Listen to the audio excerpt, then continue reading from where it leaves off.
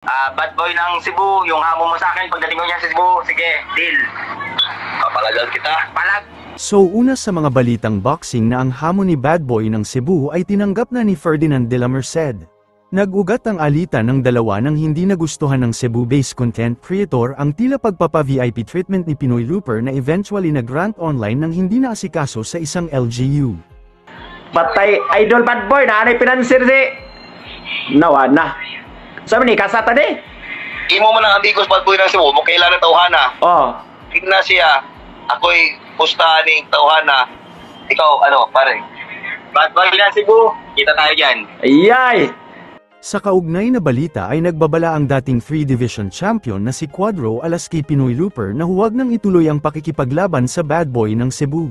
Mas mabuting umurong na lamang daw ito, dahil baka makomatose at tuluyang hindi na makapaglibot sa buong bansa.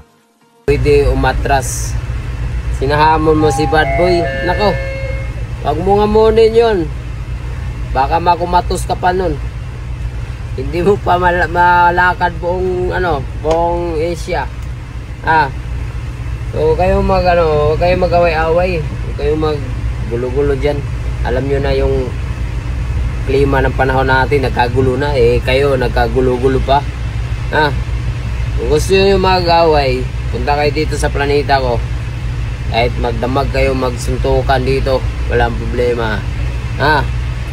At wag mo hinahamon si Bad Boy na pag matamaan ka dun, delikado pa, makumatos ka dun.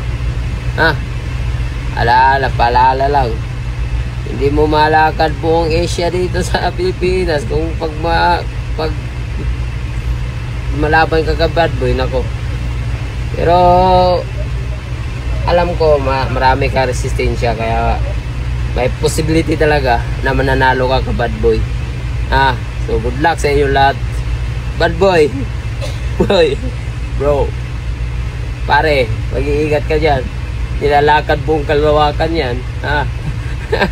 Baka masingitan pa tayo dyan. Shoutout RDD Cebu. Kasi konti lang pumunta. RDD TV Cebu. Oy, partner!